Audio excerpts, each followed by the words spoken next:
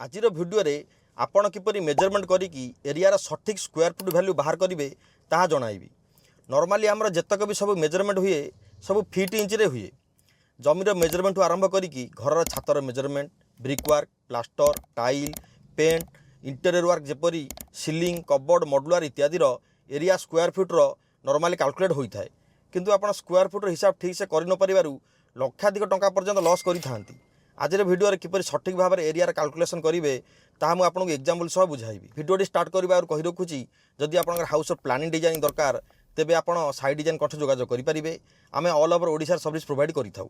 जदि कटक भुवनेश्वर आपंकर कंस्ट्रक्शन कि इंटेरियर वर्क सर्विस दरकार तेबे आप साइड डिजाइन कठ जोगाजोग करेंगे। सपोज करंतु आपंकर 50 फुट लंबार 30 फुट चौड़ार रेक्टांगल बा आयत क्षेत्र प्लॉट किणुचंती। जदि ये प्लॉटर एरिया बाहर करेंगे तेबे यार एरियार फर्मुला है लेंथ इंटू ब्रेड्थ बा लंबा गुणन चौड़ा।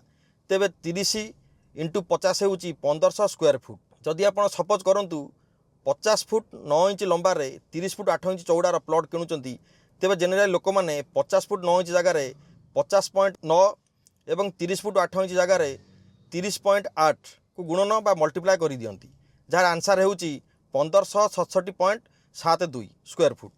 यही वैल्यू हूँ संपूर्ण भूल।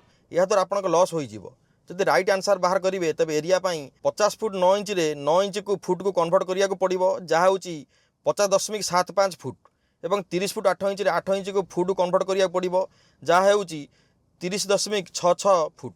इंच को फुट रे कन्वर्ट करिया को हेले सेही वैल्यू को 12 डिवाइड करिया को पड़िबो। एठार एरियार राइट आंसर हूँ 50.75 into 30.66 equal to 1555.99 square foot. एठार आप 11.73 स्क्वायर फुट प्लॉट कम किणुंट। जदि प्लॉट स्क्वायर फुट वैल्यू 2000 होता है तेज 11.75 इंटू 2000 इक्वाल टू 23,460 टंका आप लॉस करेंगे। द्वितीय एग्जांपल बेसी कंट्राक्टर मैंने मेजरमेंट रे आपको लॉस कराई था। जदि आप घर कभर एरिया स्क्वायर फुट बाहर करुँच तेज छातर लंबा चौड़ा जदि 25 फुट 9 इंच एवं 40 फुट 8 इंच हुए तेज सेटार कंट्राक्टर एरिया बाहर करने को 25.9 इंटू 40.8 करी एरिया 1056.72 स्क्वायर फुट बाहर कर दी था, जहाँकि संपूर्ण भूल। राइट आंसर हूँ 25.75 इंटू 40.66 इक्वाल टू 1046.99। एठार अप्रोक्सीमेट 10 स्क्वायर फुट्र मेजरमेंट आपंठ अधिक नहीं था। जब बिल्डिंग वैल्यू स्क्वायर फुट 1000 टंका थाए तेज एठार केवल मेजरमेंट ही आप 10,000 टंका लॉस करिया को पड़ता है बा एक्स्ट्रा पे करिया को पड़ता है। यहीपर जदि आप अन्य मेजरमेंट भूल करेंगे तेज बड़ लॉस सहवा पड़ता है। एठार मुझे आपको गोटे चार्ट प्रोवाइड करुँची जहाँफल आप इंच को फुट्रे पाइपर।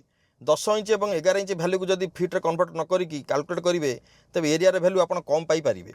भिडियो जब इनफर्मेटिव लगी था तेज सांग साथी शेयर कर भूलें। आज नमस्कार, जय जगन्नाथ।